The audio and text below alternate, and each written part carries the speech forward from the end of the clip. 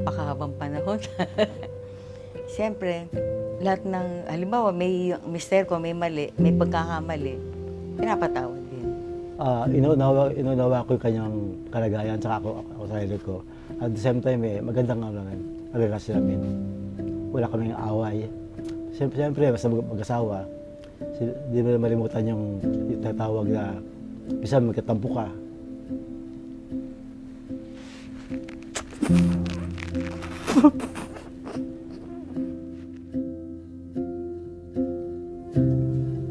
Through every year and afternoon, here I have flown where you flew, whispered love's calming thread, the space between unbreaking it.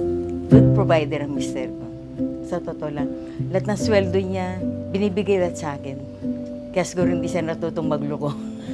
Pero ewan ko lang, hindi pa rin natin alam. Pero hindi.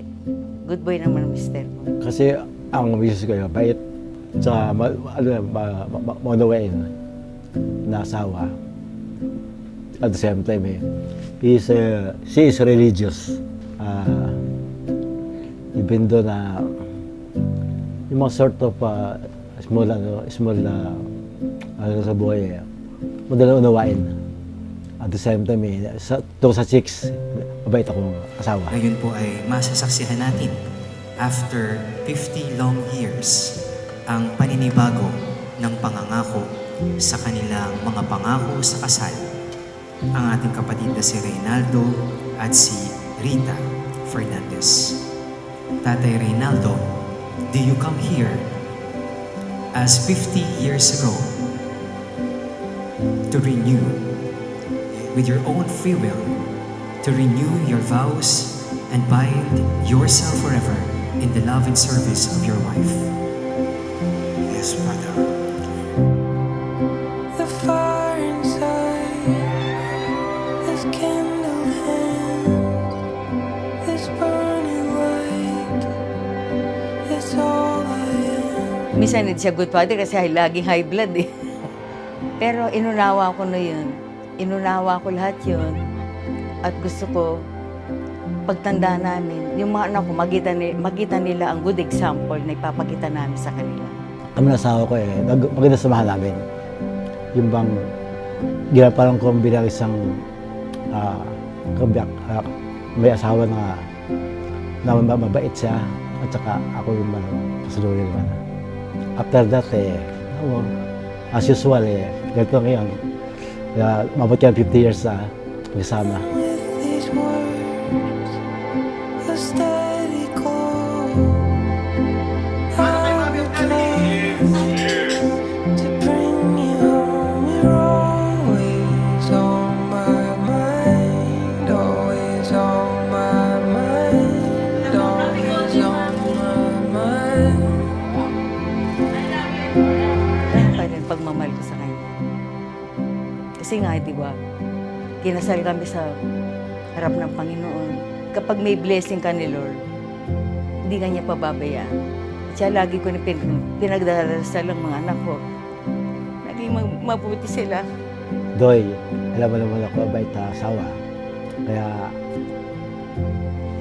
hanggang ngayon mahal pa rin kita. Sa pinalalo kasi sobrang kasayahan.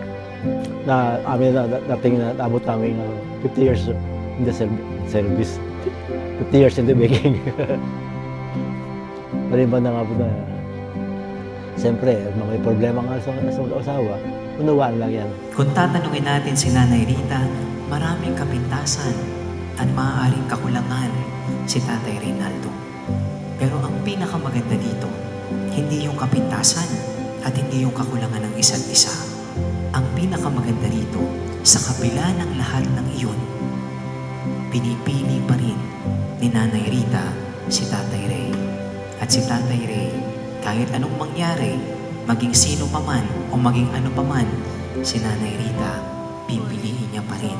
Hindi lang sa 50 years, kung hindi sa mga susunod pang taon ng kanilang buhay On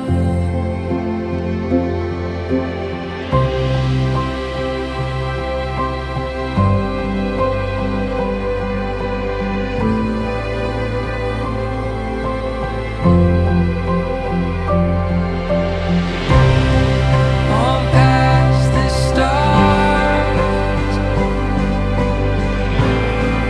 forever calling. Your beating heart,